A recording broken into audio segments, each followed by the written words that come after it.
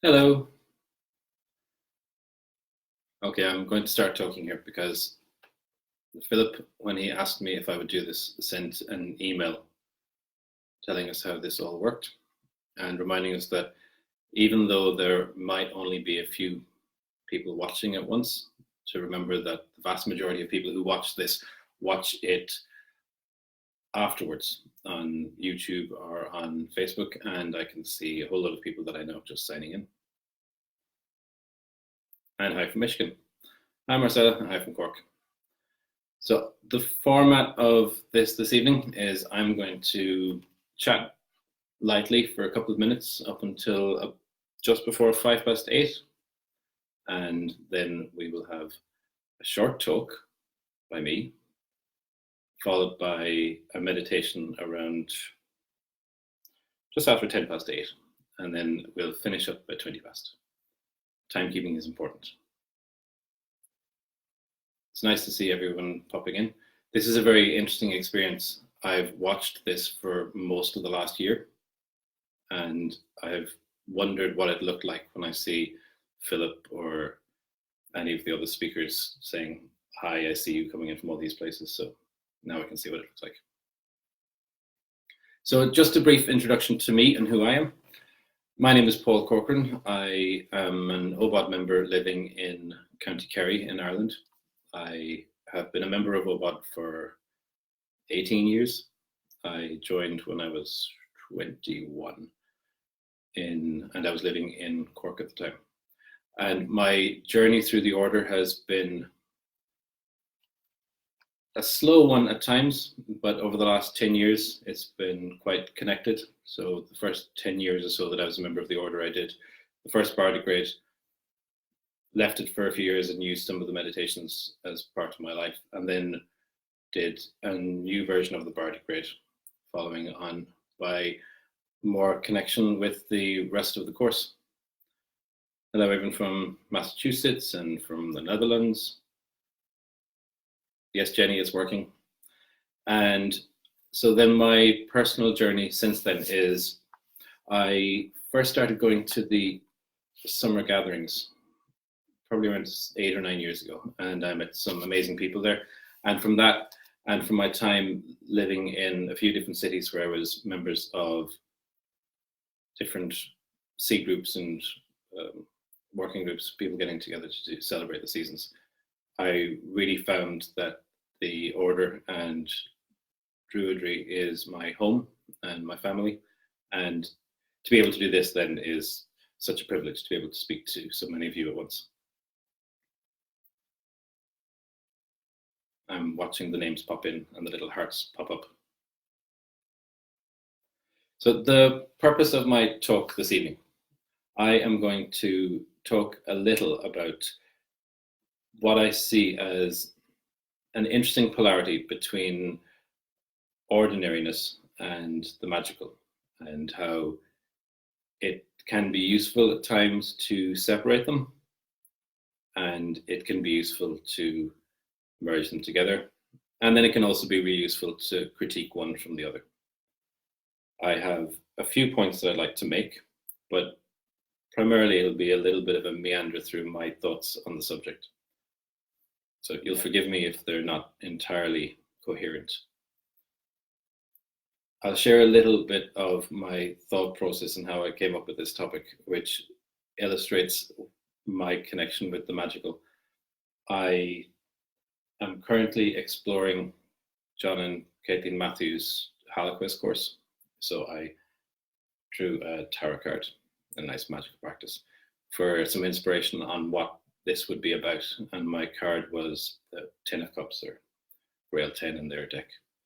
And for me, that was particularly about home and that sense of contentment and that sense of the potency and the magic of having a home and a very full life.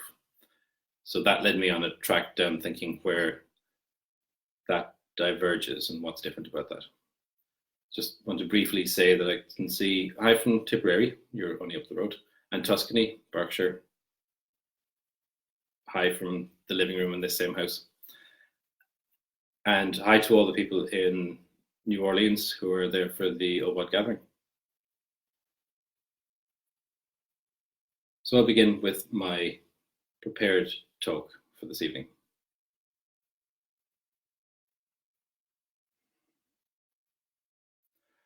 I'd like to start just by thinking about what we mean when we think about ordinary life and what it means to be ordinary and what it means to when we say the mundane. And the reason I bring this up is I sometimes hear people in the Druid community and in other magical traditions talking about a difference between their magical life and their ordinary life.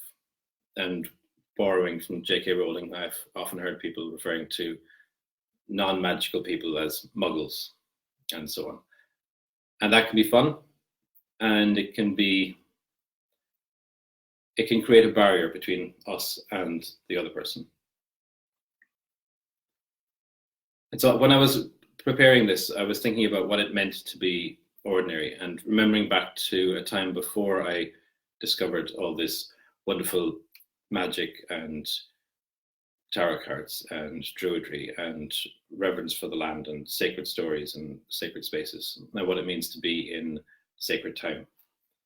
And that hunger for something special and something that brings a spark of meaning,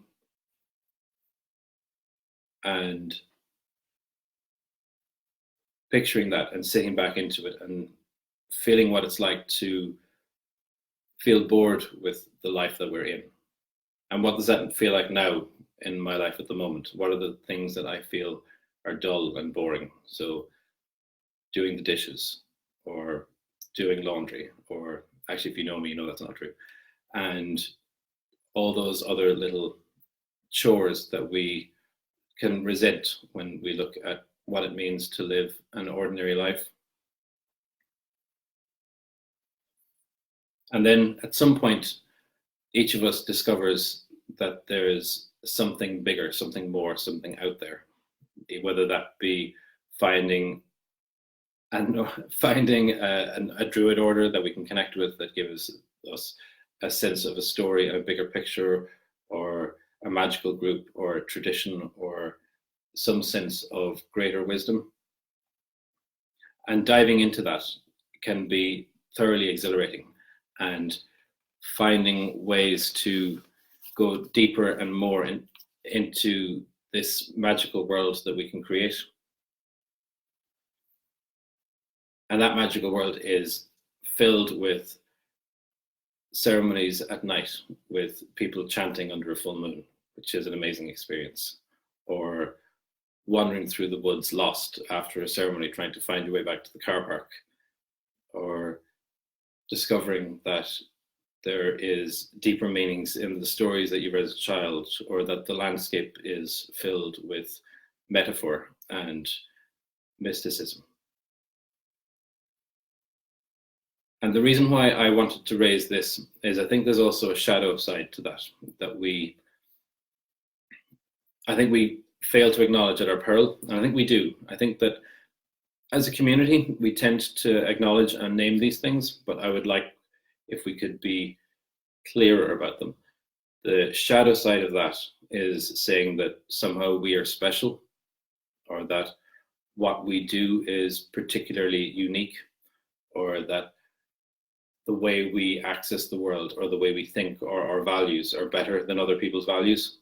And that has the very dangerous element of separating us from other human beings and allowing us to sit in a place where we're judging them. When in reality, the reason why we come to this tradition, or the reason why we come to this sort of practice, is that it allows us to see that everybody feels this way. Everybody is looking for some sort of magical experience, whether they get that in a hiking group walking outdoors, or being an actor on stage, or celebrating the equinox with friends on a hill behind their house under a full moon.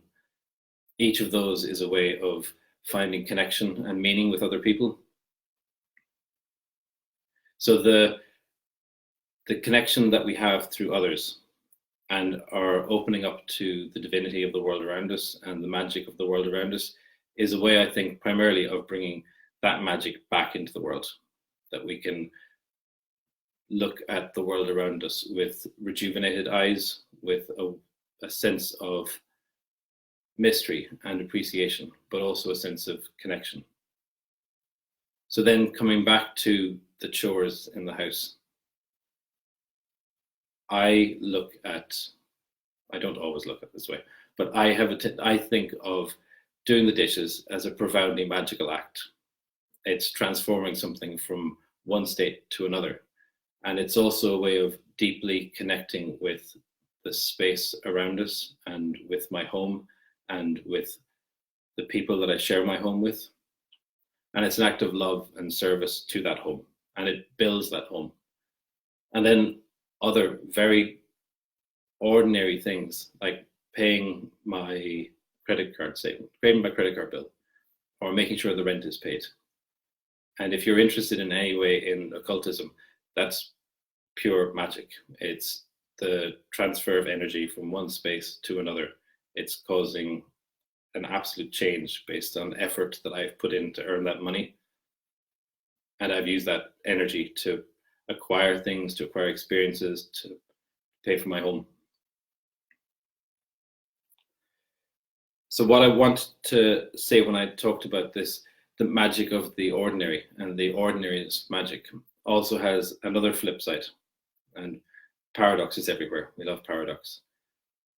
But the paradoxical side of that too is that after a while, all these magical things that we do and all these magical people that we hear about and all these magical acts that we do, bringing out my tarot cards or standing in circle with friends, it all becomes a very ordinary thing.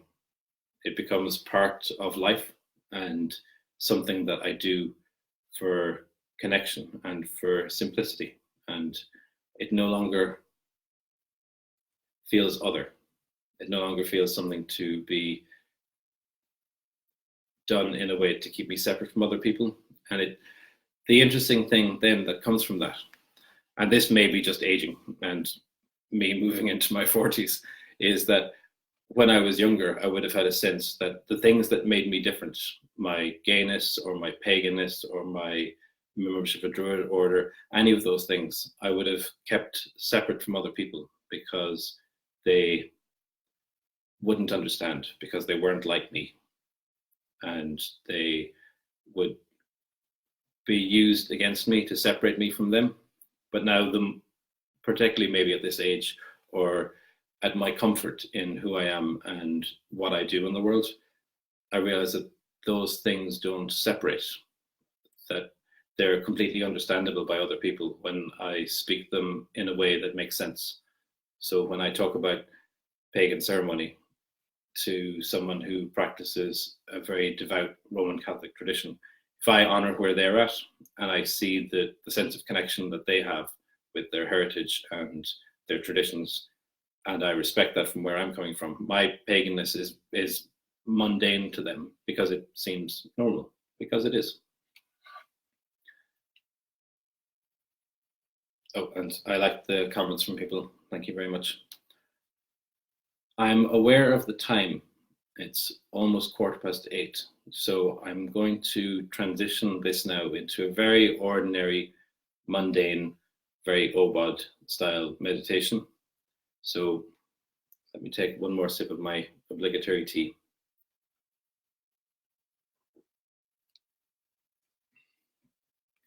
And I would now like to invite you, wherever you're sitting, to sit back in your very ordinary chair. Close your very ordinary, mundane eyes.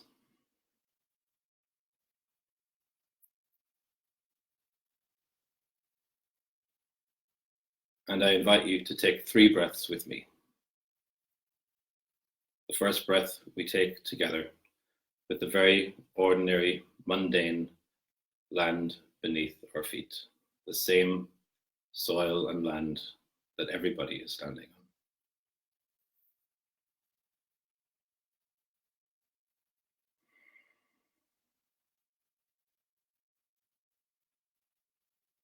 And the second breath we take with the sky above us. The same sky, the same ordinary sky that is above us all.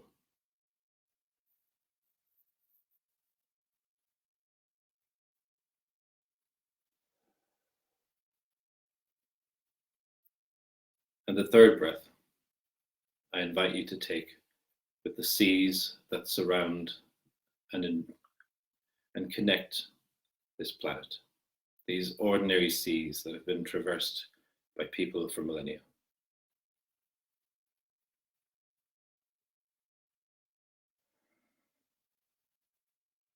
And with the blessings of land, sky, and sea, allow yourself to sit in your very ordinary chair, in your very ordinary house, doing a very ordinary thing, sitting on Facebook, like so many people in the world.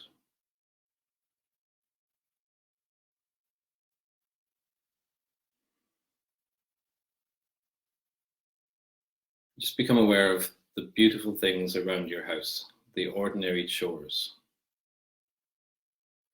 the laundry basket, the pile of paperwork that never is quite sorted, the dishes that are never quite done, the never-ending pile of clothes to be sorted. All the ordinary things. All the ordinary things that connect you with everyone else. And outside your home, be aware of the air in the sky. That air that flows in through your windows, flows into your lungs and out. I'm reminded of a quote from Gabrielle Roth, the great of Five Rhythms, who said that the air is a promiscuous lover. 5 minutes ago, it was inside somebody else. And beyond the air, beyond the sky, become aware of the moon. That same moon that shines on everyone.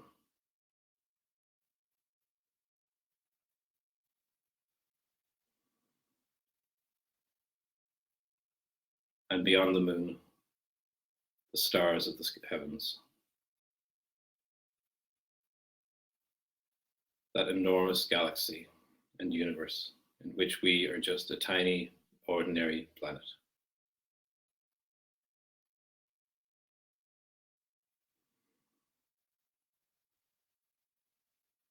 And how wonderful it is to share this home, this planet, with so many wonderful, amazing people, with so much beauty and so much life.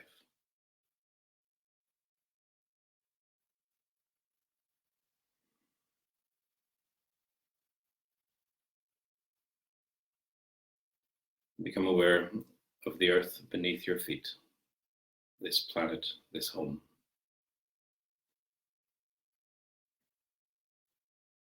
Every piece, every part has its heritage and its stories. Every one of them special, every one of them sacred, every one of them ordinary.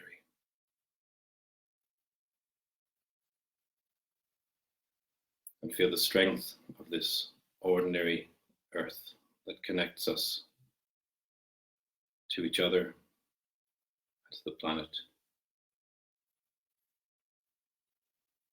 and to home.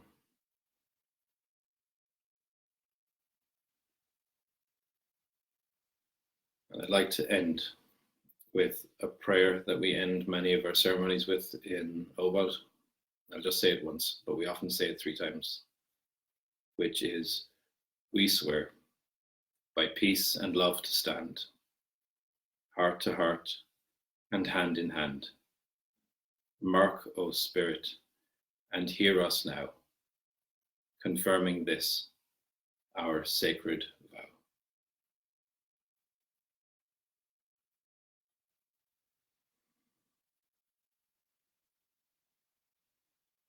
Our meditation has ended. And I'm pleased to say that it is exactly 20 minutes since I began. Philip asked if we could reply to all of the comments. So I'm going to spend some of this evening doing that. And this video will be posted on the OBOD Facebook channel, and it will also be on YouTube, I believe. So anybody who hasn't seen it or wants to watch parts of it again, that's all there. I've left my name in the post above. So if anybody wants to reach out and connect over any part of what we've discussed, or just to say hello, because it's always wonderful to meet other wonderful human beings doing wonderfully ordinary things like drinking tea on a Monday evening on Facebook. Have a wonderful evening. Thank you for being here.